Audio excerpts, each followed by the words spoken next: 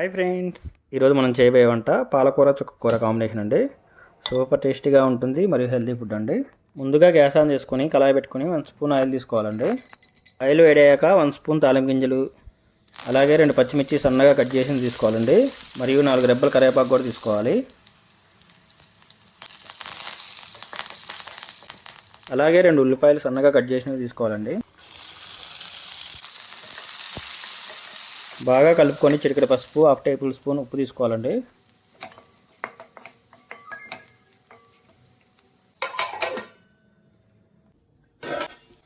మూడు టమాటాలు సన్నగా కట్ చేసినవి తీసుకోవాలండి. బాగా కలిదిప్పుకొని మూత పెట్టుకోవాలి.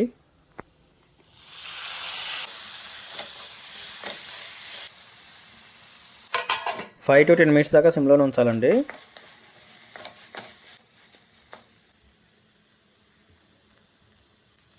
మూత తీసి బాగా కలుపుకొని 4 రెబ్బలు వెల్లుల్లి కచ్చాపచ్చాగా దంచుకొని తీసుకొని బాగా కలిపుకొని మూత పెట్టుకోవాలండి. 2 మినిట్స్ దాకా సిమ్లోనే ఉంచాలండి. మూత తీసి బాగా కలిపుకోవాలి.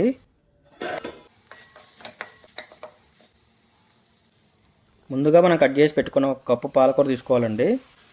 బాగా కలిపుకొని మూత పెట్టుకొని 2 మినిట్స్ దాకా సిమ్లో ఉంచాలి.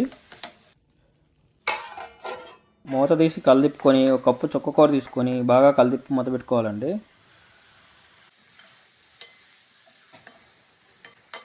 పది నిమిషాల పాటు సిమ్లో ఉంచాలండి.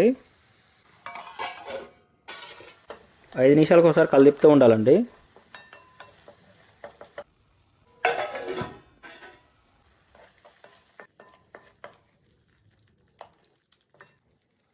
వన్ స్పూన్ కారం తీసుకొని బాగా కలిపుకోవాలండి. కొంచెం కొత్తిమీర తీసుకొని కలిపుకొని మూత పెట్టుకోవాలండి.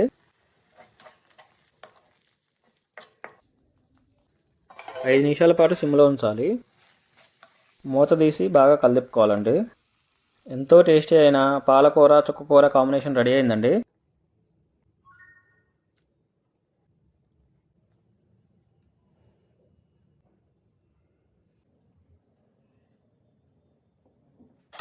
రైస్తో కానీ చపాతీతో కానీ తినొచ్చండి.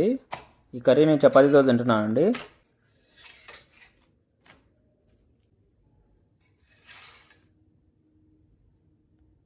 మీరు ట్రై చేసి ఎలా వచ్చిందో కామెంట్ సెక్షన్లో పెట్టండి.